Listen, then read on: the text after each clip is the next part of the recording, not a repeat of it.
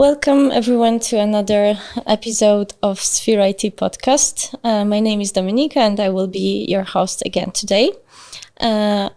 With me we have Nesrine Changuel. Do I pronounce it correctly? Correct. Yeah. Correct. Okay. This was the first thing I was thinking to ask you and I forgot. So easy. Okay, so few words about our guest today. Nesrine is a very good and very seasoned coach in product with over a decade, if I'm not mistaken, a decade of expertise in product management, ex-Google, ex-Spotify, ex-Microsoft worker. So I think this will be very delightful discussion. Thank you. Okay, so our topic for today will be a continuation of the talk that we had on the stairs on PMF Festival a few months ago. So I was walking to the stairs and I have overheard the conversation when Nesrine was speaking to another person about product operation. And this was the time when I figured out, okay, we need to have this conversation. So thank you very much for accepting the invitation. My pleasure. And let's start with maybe a little bit about your career. Maybe you'd like to show us what was your expertise exactly. Mm-hmm. Okay, so maybe I can start with the beginning. Let's say 15 years ago, I got graduated from an electrical engineering school from France. And then I get myself even deeper in tech. So I got a PhD on signal processing and broadcasting. And right after my PhD, I started my first job as a research engineer. I've been at Alcatel-Lucent Bell Labs as a researcher for almost 5 years. And then I received a call from a recruiter from Microsoft offering me something called product manager role in Sweden to work on Skype. To be honest, I didn't know what product manager was at the time. We're talking about 12 years ago. And I never had the intention to move to Sweden. So I wasn't 100% sure if it was for me, but I went through the process. That's the thing. So I went through the process. It was a quite long and intense process, 5 iterations, almost 9 interviews in total. And I ended up getting the offer. And since I managed to negotiate, I get a great job. So I couldn't say no at the end. And that's how my PM journey started. So I moved to Sweden. I've been a PM for almost 4 years as part of Skype. I worked mainly on the video part of Skype, so how can we make Skype video at its best? And then being in Sweden, Spotify had always been a dream workplace. Even if I've been already in a good place, Spotify had still an iconic thing in my mind, and I wanted to move to Spotify. So when I got approached by a recruiter to become a PM at Sphereit, I couldn't say no. And I went through the process again and I got accepted to become a media experience PM. What does it mean is that I was responsible for making Sphereit at its best, independently of your device, independently of your network. So whether you are in a good network, bad network, it's supposed to work in a smooth and completely seamless experience. I've been at Spotify for almost 4 years, and then COVID hits. And guess what? Most of the video conferencing tool had a very high focus and shift to try to improve video calling when you're working from home. Most of the requirement has been to work very well when you're in an organization, but when you're working from home, that was not a big deal before COVID. So when we all find ourselves in a position where we had to take all our calls from home, including calling your family, your colleague, your doctor, your teacher sometime, there's been a high shift and high investment into making these calls better. So that's how I got my offer, and I moved from Spotify to Google. That was 3 or 4 years ago. And I mainly worked on Google Meet to make Google Meet work best when you're from home. For example, we developed things like background replace. Feels weird now, you can't have a call without background replace or background blur. But that was not the case because we didn't see the need for that. Things like noise cancellation, things like that are key now, and we can't have meeting calls without them. So my first product at Google has been Google Meet. And then I wanted to move back to France for family reasons, for personal reasons. So after 8 years in Sweden, we moved to France, and I've been lucky to get an offer also from Google, and I moved to Google Paris, and I worked on Google Chrome, specifically Chrome on iOS. So that has been my last product management role at Google. And early this year, I took the decision to leave Google to fully dedicate myself for coaching others and companies and product managers to lift their career up and become better in product organizations. Was this a hard decision? Because, leaving Google. Emotionally, yes. Like when you think about it, you say, hey, I did almost everything to get there. It's not like an easy journey. I had to go through steps, and I did it and I managed it. But to answer your question, yes, emotionally, but honestly, this is one of the rare decisions I took in my life that has been fully driven by passion. I just wanted to, because it's the right time of my life as well, I'm saying either do it now or never. I wanted to do something that just makes me more happy and I'm extremely passionate about. Because I've been coaching, I'm not new to coaching. Like I've been coaching either internally at Google, but also externally through some agencies. And it's been a very rewarding experience. Like you get immediate feedback, people are happy, or giving like immediate benefits to others. And since I have seen it working, I just wanted to do more of it. Yeah, that's understood, totally understood. But I think they will be missing you. That's for sure. They're already missing you, actually. So I wanted to talk to you not about the things that you are usually talking about and not about the things that you're actually doing at work, but maybe, yeah, it's related, but we're going to get to that. But I really wanted to touch base on the product operation topic. It's really something, well, it's not new.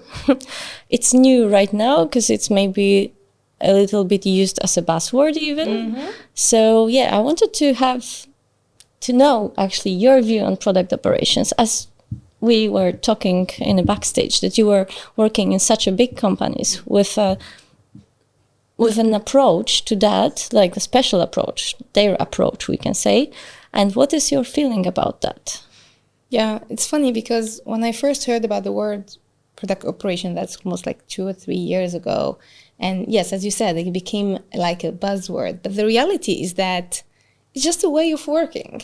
It's not like something new or whatever. If you work in an organization with hundreds of PM and they are all working toward the same vision, how do you want to allow them to align themselves without tools and techniques that gives them this ability to align?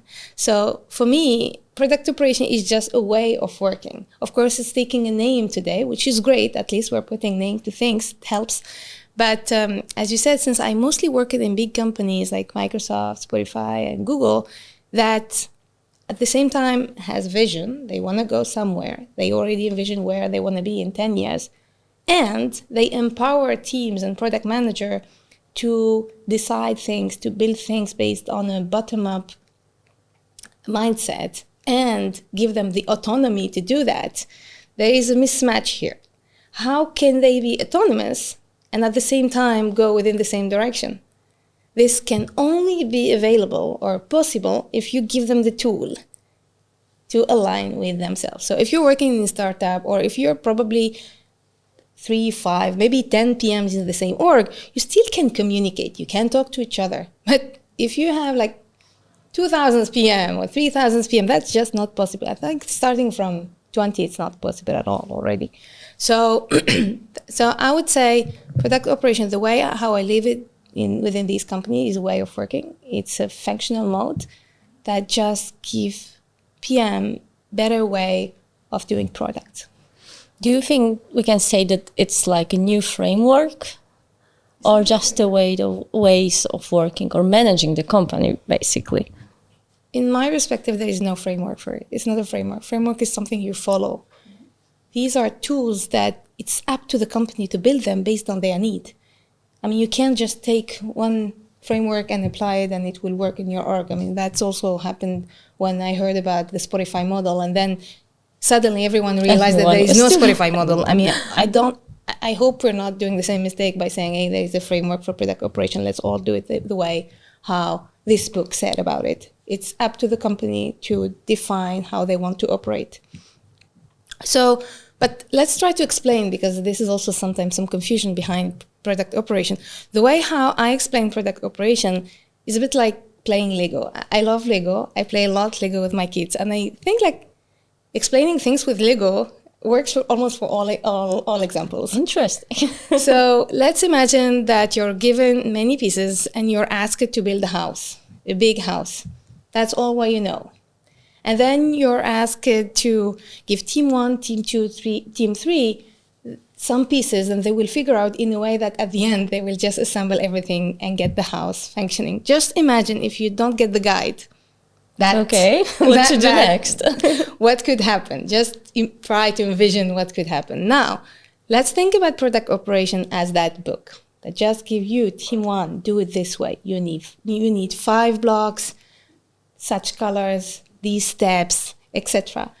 So that at the end, it just make it possible that every pieces or every step could match, and you end up into your house is the way how you wanted to build it.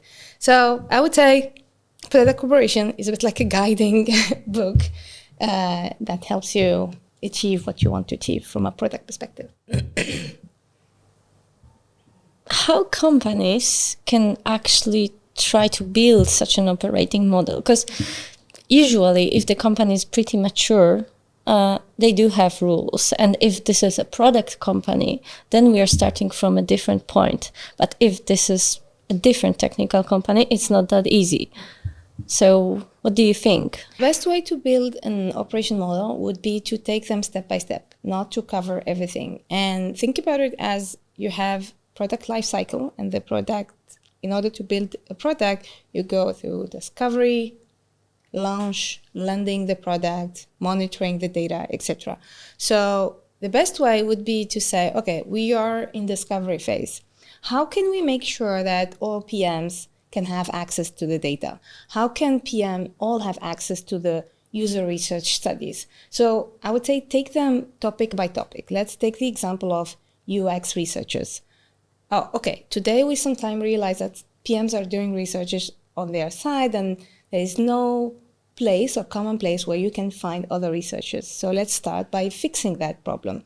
So the best way would be to fix the problem one by one. It's not an operation model that works on all spaces. So you take the UX problem, a divergence problem, and you try to build a solution for it. Then you take the data problem and you realize that your PM don't have access to data, for example, in order to make data-based decisions. So you maybe hire someone to build a dashboard for them, or make it easier for non-data savvy people or PM in order to get access to data without having all the skills for that. So the idea is to facilitate it to them in order to help them get those data in an easy way. Then think about it from a launch perspective, like, okay, how do we make sure that we are all synchronized so that we are launching at the same time, but with the same quality? For example, at Google, since we are building product for billions of users, I mean, the responsibility is higher. You need to make sure that everything that you get out to the users is in a perfect shape. And when I say perfect shape, I'm not talking about the code perspective only. Of course, the engineers are brilliant. They're doing a great job to make sure that the code is functioning better than expected. But I'm talking about privacy. Make sure that you're not having any issue with privacy of the data of the users. I'm talking about security. Make sure that your code is very secure, no one can have access to it, and all those things. I'm talking about inclusion. And this is a very, very important topic that PMs and designers are focusing on. Is your product inclusive enough? Have you tried to test all personas, and are you covering all areas? So, for example, we have a score at Google that allows you to understand how inclusive your product is. And this is one of the things that product operation help with, because let's say if you don't have the score, it's going to be a gut feeling. You will be just guessing, okay, I think I covered most of the personas. I think I'm inclusive enough. But this GAR score, like the inclusiveness score at Google, has like a very structured questions and process. You have to go through it entirely in order to get the score, and you understand if you're close to good inclusiveness or close to mid or bad inclusiveness. And you need to meet certain criteria in order to say, let's say, my product is inclusive enough so I can ship it. So we have, of course, a quite long process, and I would say heavy process, especially if you work in a startup before and you get to Google, you get surprised. Oh, why do I have to do all those in order to get my first product out? But it's there for a reason. It's there for what we call product excellence, in order to get the best product that is inclusive, that is secure, etc. That's actually very nice. And I think that big product companies right now are paying even more attention to what they are shipping, because the competition is very big. And it's not that easy to acquire a user anymore, I think. Yeah, mostly because of the competition, but not at all, not only. What is the actual benefit for product teams, small product teams? In big companies, small companies, doesn't matter, if you have dedicated product operation team? Because there are not a lot of companies that are working right now in this model, and you've been working with such. So this is a good question. This is a really good question, because we all know how busy PM are. True. We have so much on our shoulders that sometimes we don't even know what's P1, what's P0. I mean, we are supposed to be the best in prioritization, but when it comes to our work, we do have user interview to do. We have strategy deck to come up with for the strategy review. We have prioritization. We have our engineer team. We have dependencies. I mean, we have so many things that we have to do on a daily basis that any kind of help will be just gold. So I had the luxury, for example, to work with UX, like UX researchers. And honestly, this is a huge luxury, because every time I talk to other PMs that do the interviews themselves, I see how much time that take from their weekly schedule. So the fact that I had a UX researcher help me spare more time on like doing more strategy work or more discovery work with the UXer. So I'm not saying that she's doing the interview on my behalf only, but it's a collaboration so that we're doing work together, and I'm delegating, for example, the interview part to her.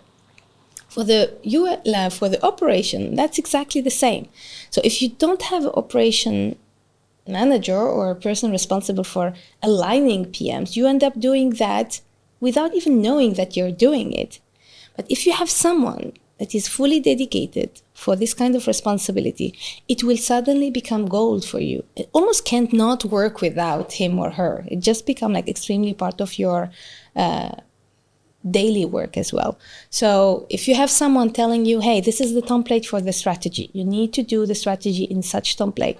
If you're doing roadmap, use this kind of framework for the roadmap, because if you do a different one, you would be different from other PMs, and then the lead won't be able to understand how we're heading and where we're heading. So having someone coming up with these tools and with this framework for you just cut easily 20% of your work.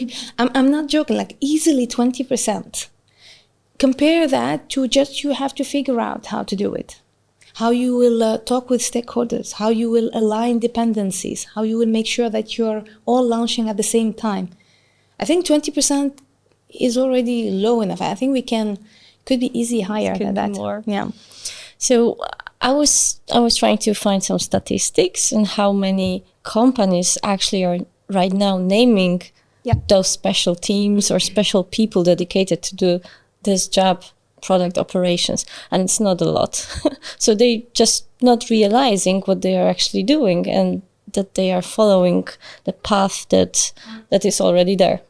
But yeah, sometimes they do have a different name. Like I also worked with program managers that do a lot of product operation as part of their role. Their role is not called product managers operation, but they help us a lot with the process and alignment, etc. So I worked a lot with program managers, and their responsibility is about aligning people and helping them to do things in the right way. So your statistics could be a bit could be higher. I mean, your number could be higher. Yeah, I totally agree with you. The number should be higher. And there is a very funny thing, because right now we switched from program and project management to product management. And right now we are putting everything into,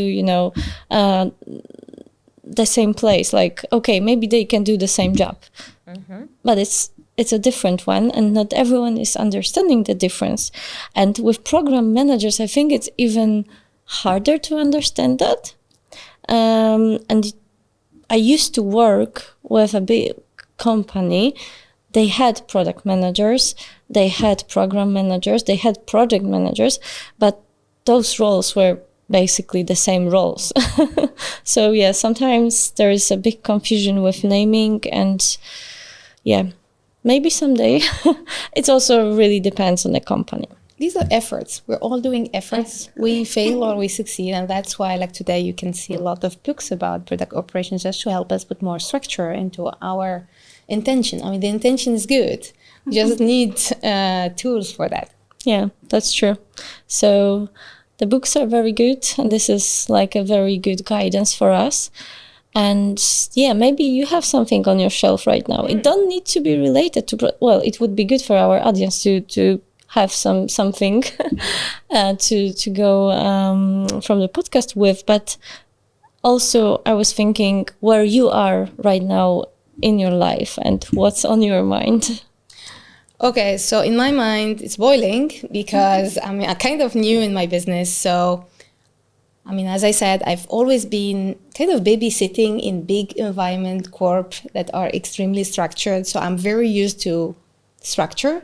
But suddenly, as soon as I left Google specifically, I found myself, of course, with the vision, of course, with the strategy, but no guidance and no structure that I was offered in my big companies before. So I need to manage the marketing part. I need to manage the, of course, the content part. And I mean, it's kind of like a CEO of your own business. So it's a lot of learning. It's very exciting. But it's also a lot of things that I'm learning on my own. Every day is a learning opportunity. It's extremely intense, and I love it. I love it this way. Is there a special book that is on your desk? Yes, I'm reading a bit about coaching, of course. But since we spoke about operation, I think almost every PM, or at least every PM coach, is either waiting or already reading the new book by Marty Kagan, like The Transformed. There is a lot. There are a lot of operation-related sections and chapters, so I highly recommend if you're interested about the topic. And since I met Melissa in Productized as well last year, I got a signed copy of the product operation. So that's also a very, very hands-on book. Like, we're not talking fluffy things, but we're really talking tools and exact things that people can apply. So I love the applicable part of the book. Okay, that's very nice. Thank you, Nesrine. It was very nice to seeing you here. I'm very happy that you came to Krakow. And yeah, I hope we're gonna be able to do that again. Thank you. I love Krakow so far. Thanks for having me. Thank you very much. To our listeners, thank you very much for being here with us today. You can watch more episodes on YouTube and hear more episodes on Apple Podcasts and Spotify. Thank you very much for today. Please subscribe and stay with us.